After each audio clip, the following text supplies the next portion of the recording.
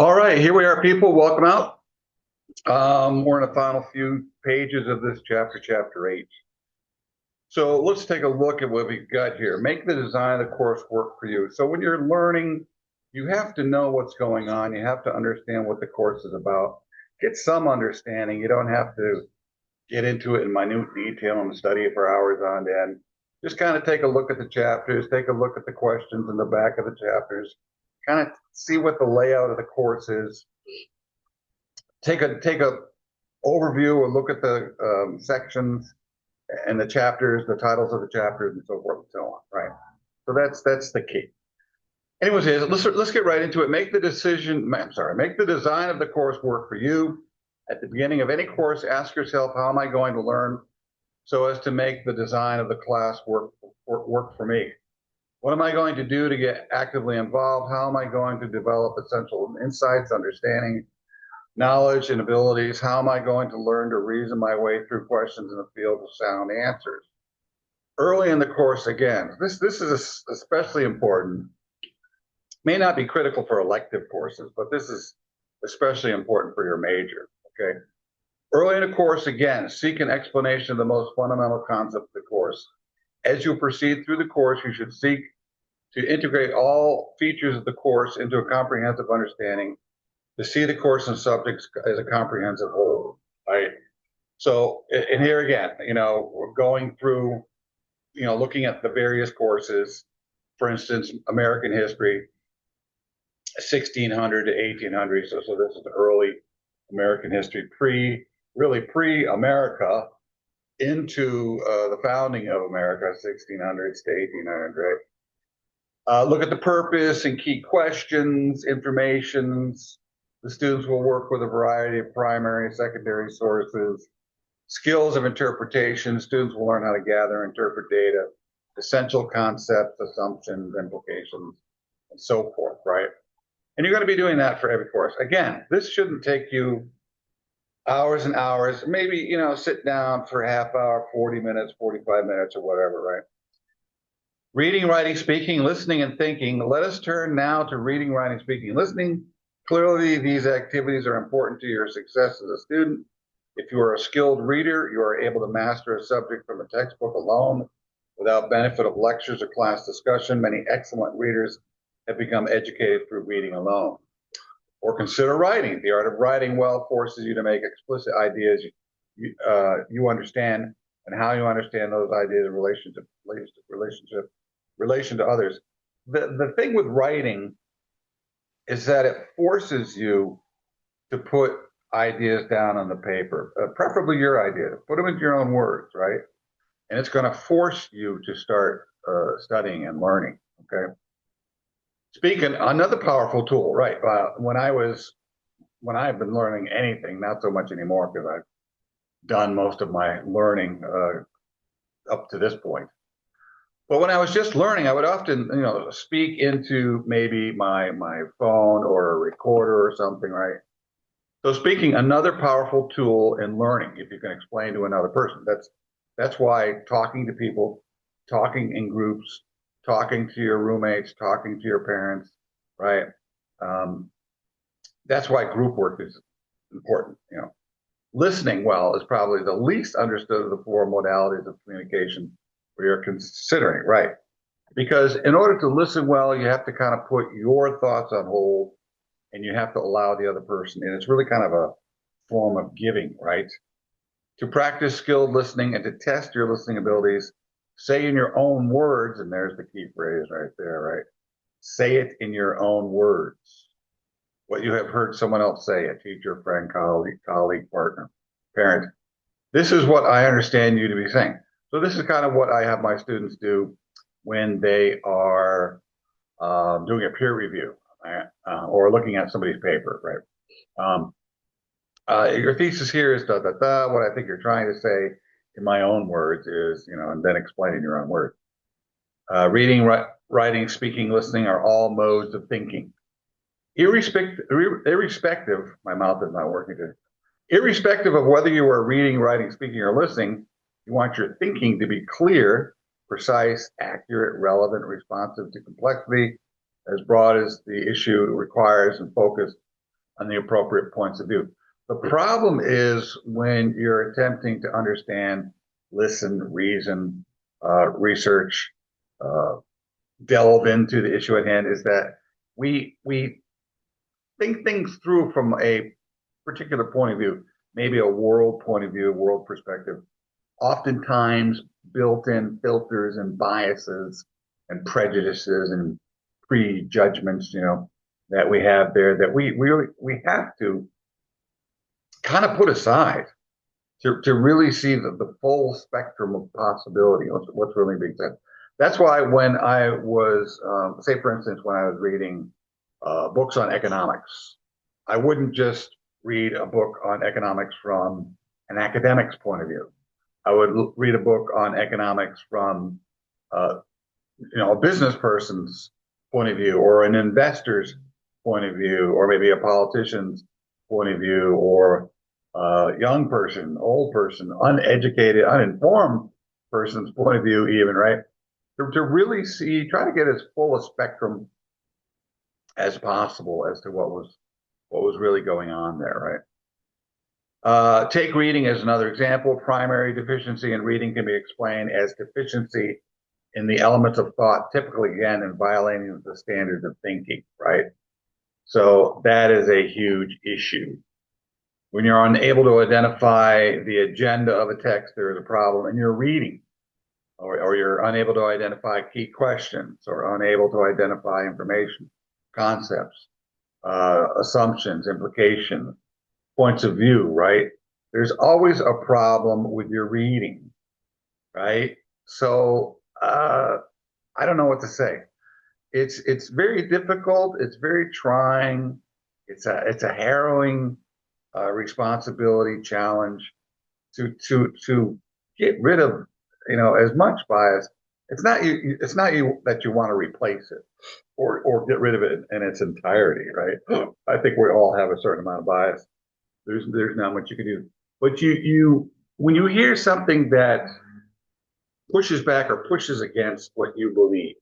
I was just listening to John Lennon's album Imagine. I listened to a lot of reviews, album reviews on YouTube. I'm a musician. I'm an old musician from way back. Trumpet, trombone, drums, guitar, bass. If it was an instrument, I'd try to pick it up and play it. But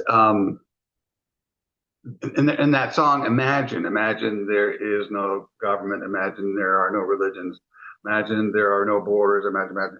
And when I first heard that song, I thought, well, that's a nice sentiment. Yeah, maybe we need to just get away from all that stuff, get away from all those things that cause friction and difficulties, and diversity sounds good until things get really diverse, and then all of a sudden people are fighting one another because they're backing their particular perspective or religion or market system or political ideology, right? It all looks good until that comes into focus, right? Yeah, we all just get along? Probably never. Sorry. There's just too much difference out there, right? So, anyways, and when I first started to hear the idea that what he was singing about was communism. That's communism, socialism, doing away with all that stuff. He's anti-religion, whatever, and it had really negative connotations. And I listened to that and I go, hey, it might be true, well, you shouldn't be thinking like that. But now I realize, and I look back at it, and I'm thinking, that's not how he was thinking. He wasn't thinking along those lines. He was thinking more along the lines of, yeah, maybe we do need peace, and we do need, to some difference, but we need to be more similar than different. So then, I was ignorant of it. Then I was informed of another point of view. And then I kind of believed that point of view, and then I backed off from that point of view because I realized that when it came to him writing, he wasn't intentionally trying to be controversial or supporting communism or some negative perspective. His perspective was generally from the positive, inclusive, that type of thing. Right? Anyways, figure out the logic of an article or essay. This is important. This is what you need to do, even in the afterlife, after education. One important skill for understanding an essay or article lies in analyzing the parts of the author's reasoning. Once you have done this, you can evaluate the author's reasoning by applying intellectual standards to the reasoning, right? And as I said, we're almost right at the end here, so it's not going to be a very long video. Just so you can understand, figure out the logic of the textbook. Just so you can understand an essay or article by analyzing the parts of the author's reasoning, so can you figure out the logic of the textbook by focusing on the parts of the author's reasoning within it. To understand the parts of the textbook author's reasoning, use the template in Think for Yourself 812 below. That would be him, right? The main purpose of this. So here's a nice little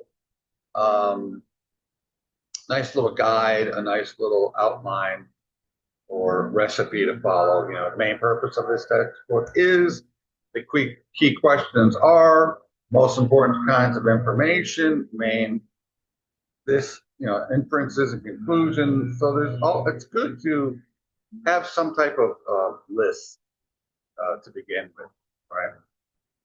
Criteria for evaluating an author's reasoning. Now that you have worked through the logic of an article, textbook, or both, you are ready to assess.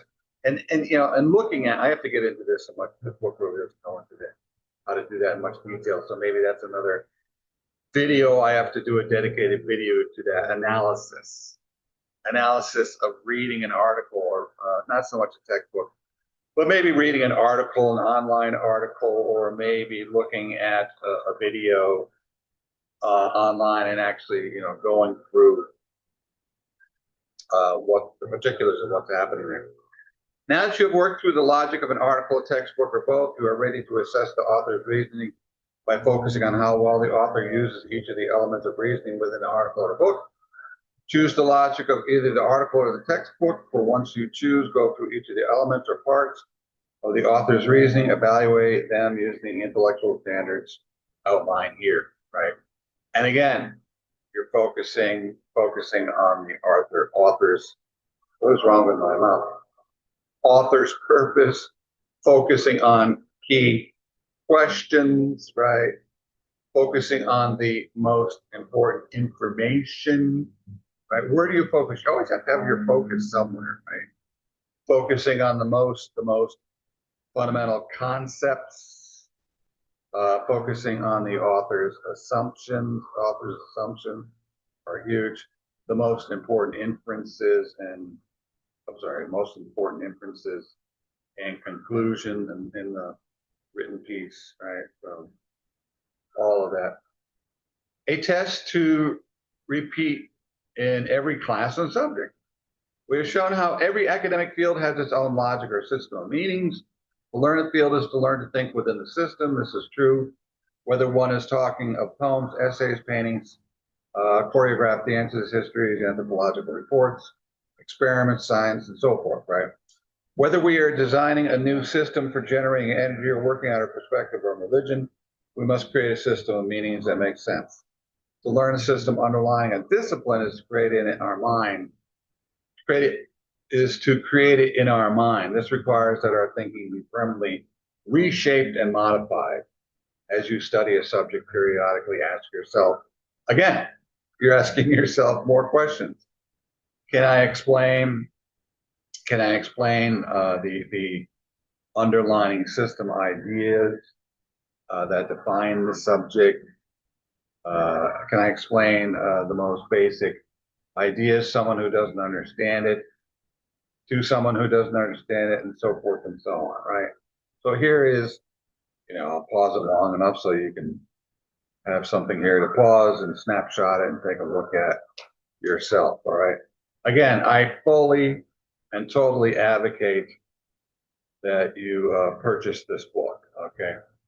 And I think that's about it. Yeah, we're moving into chapter 9, so that was very short.